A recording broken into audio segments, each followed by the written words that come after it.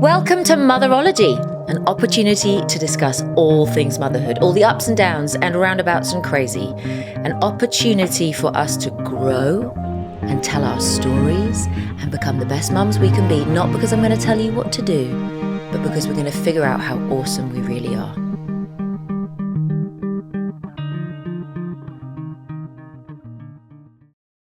This is the first song. This is the song that starts everything. This is the thing that makes you a mum. This is the thing that turns you into a mother. You have a baby. Let's have a baby. So this song is actually a duet with me and my gorgeous husband. I did think about all kinds of other men I could ask to sing this song with me.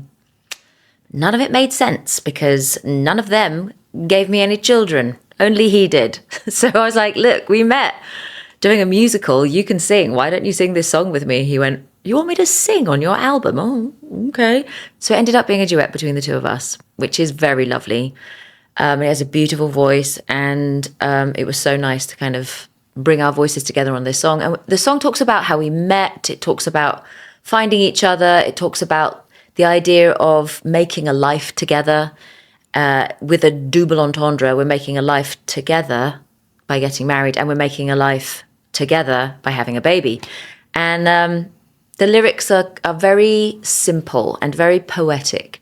I looked high, I looked low, I was looking for something and someone, and literally how we met was I was already part of a cast for the National Youth Music Theatre, a very lovely, semi-professional in a way. You're treated like a professional as a teenager when you join the National Youth Music Theatre. You become an actor when you're still in school. So I was 16 and I got cast out of, there's 5,000 kids in the UK will audition for these National Youth Music Theatre. There's National Youth Music Theatre, National Youth Orchestra, and National Youth Choir.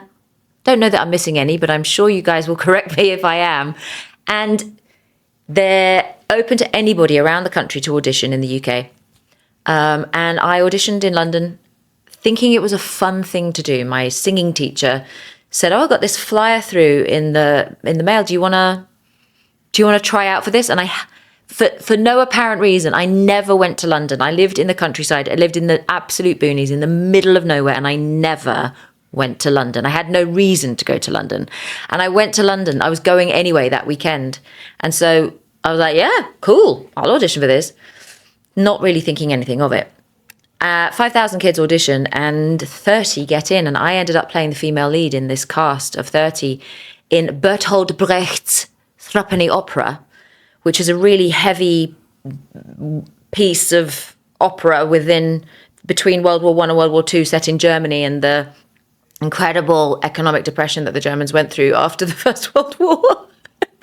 It was really full-on play, like really full-on. At the time in Germany, little bit of history here, you had to have a wheelbarrow full of money to be able to buy a loaf of bread. That's how bad things were for the Germans. So we're doing this Threepenny Opera with Mac the Knife. Some people know that song. That's from that musical. And we needed some more boys to join the cast because we were going to take the show to Broadway. Once I was 17, we were off to Broadway, and I was like, okay, cool. I'm studying math, physics, and German, which was a little bit handy for the play, but not very. And not acting or dancing or any of the things. And I'm going to Broadway at 17 to play the female lead role in the Threepenny Opera, which hadn't been on Broadway for 10 years. And so people really wanted to see it. Anyway, we needed more boys because we were going to run out of boys because some of them couldn't come to Broadway. And so 3 extra boys were cast, and all of us knew it. And I positioned myself very carefully to be able to see the arrival of the new boys, just to check them out, just to see who they were, not for any terrible reasons, just to see. And in walked David Oyelowo. You just walked right in to where I was sitting. But I was sat myself very carefully so I could see him walk in. But he literally just walked into my life. And at first I thought, oof, not for me. And then he saw me and he went, oof, not for me. True story. We both remember seeing each other for the very first time and thinking, no, not going to mess with that. Maybe we'll be friends, but that's where it's going to end. But we actually became really, really, really good friends. And for a couple of years, we were really, really, really good friends. And he did walk into my life. He just walked into the place where I was sitting and ended up becoming the love of my life. And I became the love of his life. And it just became such a clear thing that once we figured out where we were and who we were, and I finished studying maths, physics, and German and moved to London to start my acting career, because doing that show, it meant I got an agent. Didn't know what an agent was at the time, but all the doors flung wide open for me to become an actress. I moved to London and he was my best friend in London, and we hung out a lot. And I think he was at drama school at the time and I had started my career, and it became this beautiful alignment of us doing what we knew we were meant to be doing with our lives, and then being best friends with the person who was also doing it, and we could love and encourage each other as friends, and we fell in love, like hard, which is kind of weird when you've been friends with someone for a couple of years, because if the other person doesn't feel it, it's super duper awkward. But literally at the same moment, we felt it. I had a moment, I was making myself dinner, and I remember thinking, something is wrong with today. Something is really wrong with today. What is wrong with today? I am not okay. What's happening? Why am I so agitated? And I went, oh, it's because I haven't seen David. I realized that I was like, oh, he's not just my friend anymore. I think I love him, and I don't want to have to not see him. I have to see him every day for everything to be okay. And we arranged to meet, and I was like, I have to tell him, because I can't live in the friend zone if it's not meant to be a friend zone anymore. And I had to tell him how I felt, because we were going to see each other all the time. So I asked if we could meet up, and we met up. We were in Hammersmith in London, sitting by the Thames, and he goes, I need to talk to you about something. I went, no, I need to talk to you about something. He goes, well, you go first. I went, no, you go first. So he went first, and he goes, I don't know what's happened, but I've fallen for you, and I know you had a boyfriend not that long ago, and I want you to take all the time you need. But when you are ready for me, I'm going to wait for you. I want you to be my girlfriend, and I'm just going to wait until you're ready for me. And I went, oh, did I say, oh, me too? Oh my gosh, what an amazing thing that we both felt this at the same time. No, I didn't. I said, oh, wow, that's great. Oh, thank you for saying that. Thank you for saying you'll wait for me, because the women in my family, we tend to do what we feel we need to achieve with our lives. God calls us to something, we're going to go do that. And then we get married and have our families. So my great-grandmother, who I'm named after, Jessie, she went off to China to be a missionary. And her fiance waited for her for 19 years. It was actually 14. I did think it was 19, but it was 14 years. I told him 19. And when she came back, he'd waited, and they got married and had 2 kids. So this is awesome. Thank you so much for saying that. I'm gonna head out and think about what I need to do with my life before we can be together, while you're waiting for me to be ready. You good for 19 years? And I walked away, smiling my face off, thinking, I got him. But I kept it up for a couple of weeks. I didn't tell him for a couple of weeks that I was kidding. And he was like, oh no, I said I'd wait for her. Now I have to wait for her. 2 weeks. I made him wait for 2 weeks. And the first time he kissed me, it was like the clearest thing in my life. This is it. I am never going to kiss anyone else ever again, apart from when I'm playing an acting role and have to kiss someone. It's not real though, guys. It's not real. This is the man. This is it. I am marrying this man. I will be having his babies. It was so clear. But he took about a good 2 weeks, longer than me, to figure out he wanted to marry me. But we were 19 and 21 years old. We were little tiny babies. And it was strange for both of us that we were like so clear and so sure when we were so young. 5 months later, we were engaged. I was still 19. And 11 months after that, we were married. So Yep, got married in 1998 when I was 20. Best decision I ever made.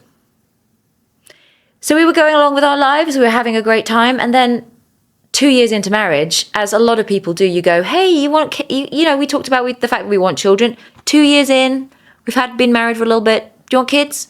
He's like, yeah, I do. Yeah, love kids. But I don't have to do it. You're the one that has to get pregnant. We're both in our careers now. We're both working actors. It will affect the way you can work or not work. And so it's up to you. When you think you're ready, go ahead. And I'm ready when you are. I went, okay, cool. Yeah, I don't need to have any kids yet. I'm 22 years old. I've got so many years to build a career, to do all the things I want to do. And let's have a couple kids in our 30s and awesome. Let's just live and do our jobs and love what we do. So he was at the RSC, the Royal Shakespeare Company at that time, and he was on tour. So I was visiting him in Plymouth, which is in the far southwest of the UK, and I had to go shoot something in London. So I went to get the train, having had that conversation. And on my way to the station, there's a pedestrianised zone near the station in Plymouth. And I stopped and I just went, God, I didn't ask you. Really sorry. We didn't pray. We didn't say, what do you want? When should we have kids? If you want God to answer you, ask him a question. I don't regret asking the question, but I was not prepared for the answer, which was, who are you having children for, me or you? And I went, in my mind, I'm going, well, I mean, I thought I'd be having kids kind of for me because they're my kids. And then I went, but they're not my kids. No human should belong to another in that way.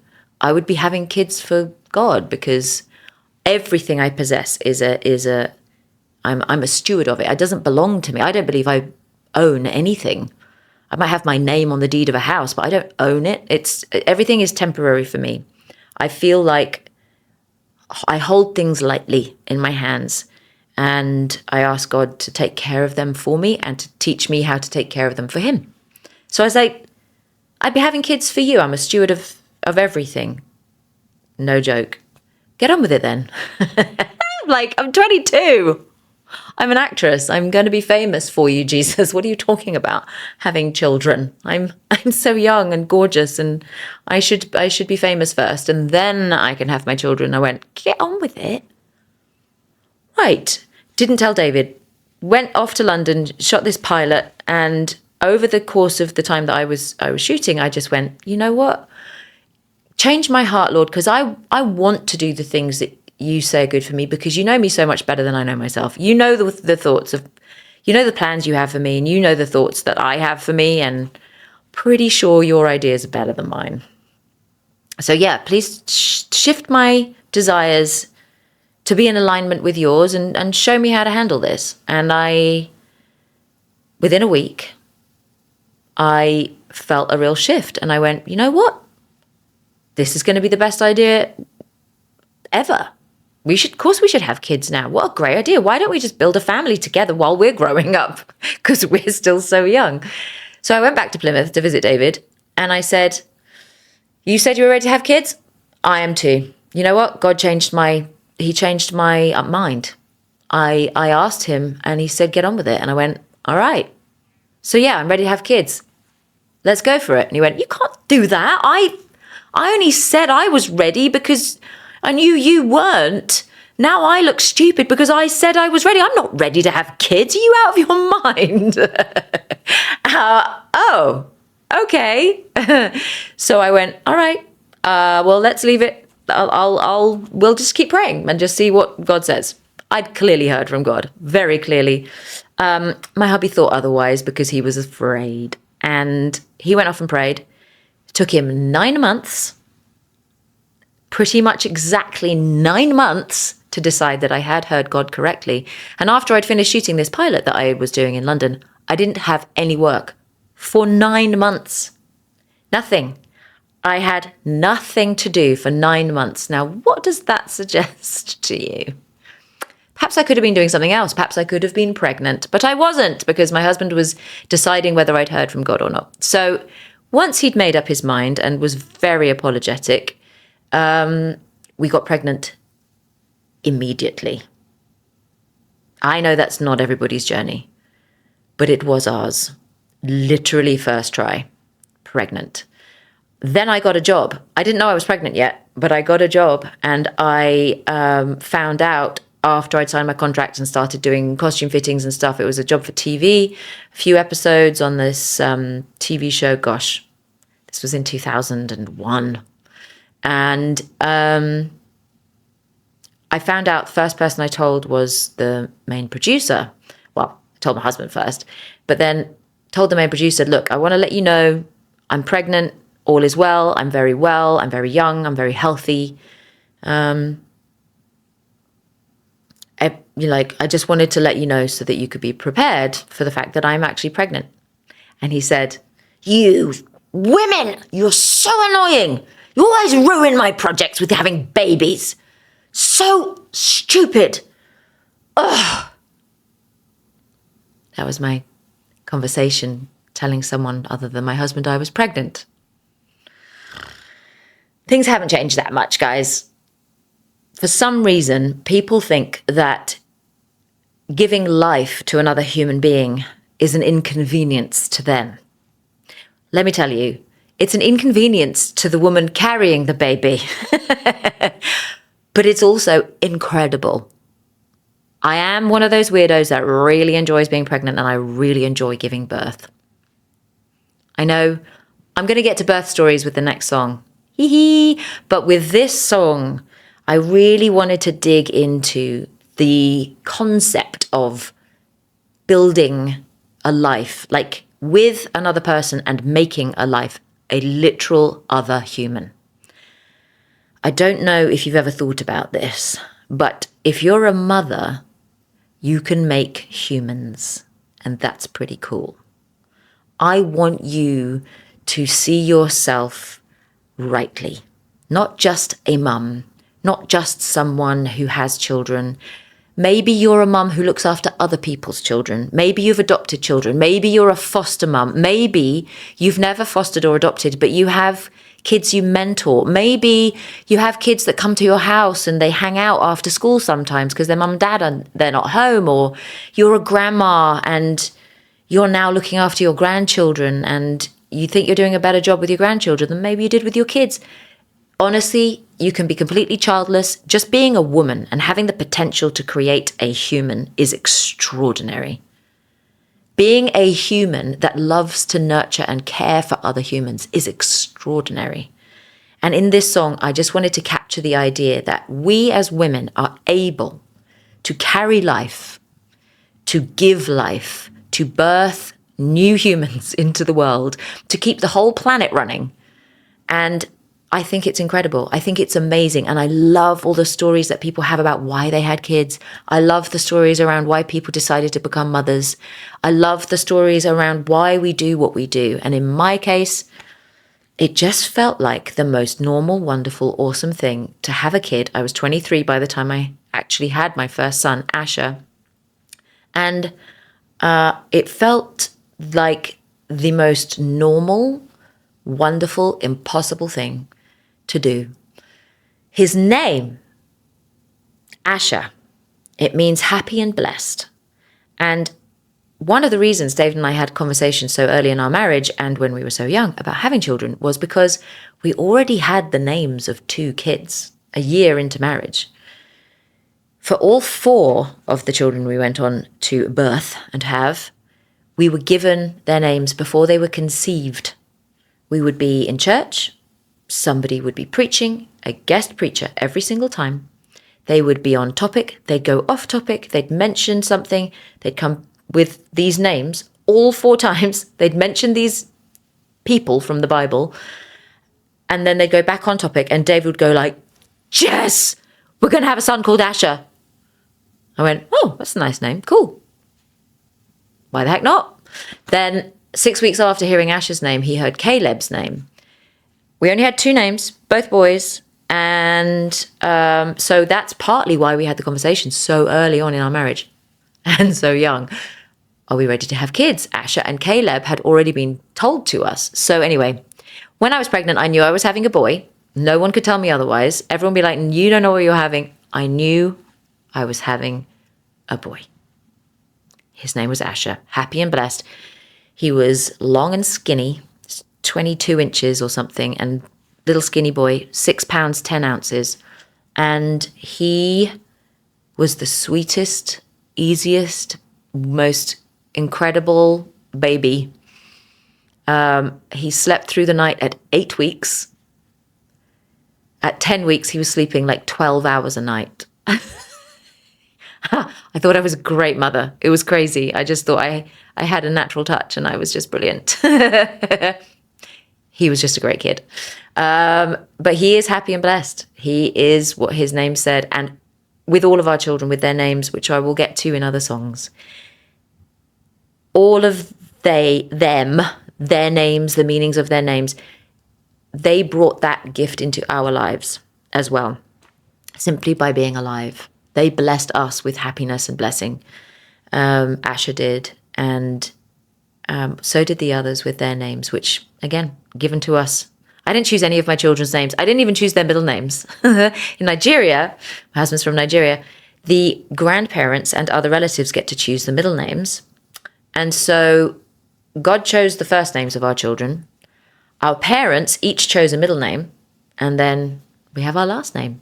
So Asher is Asher Oyelowo Justice Oyelowo. Oyelowo is my late father-in-law's Nigerian name. And it means all the things, all the attributes of a king, the wonderful things about a chief, because Asher's great-grandfather, my husband's grandfather, was a king in Nigeria. And so Oyelowo is all the attributes of being a great king. Justice speaks for itself. Oyelowo means a king deserves respect. So this gorgeous little skinny long child had this extraordinary name and amazing destiny in front of him, happy and blessed with all the attributes of a king. It will bring justice because a king deserves respect.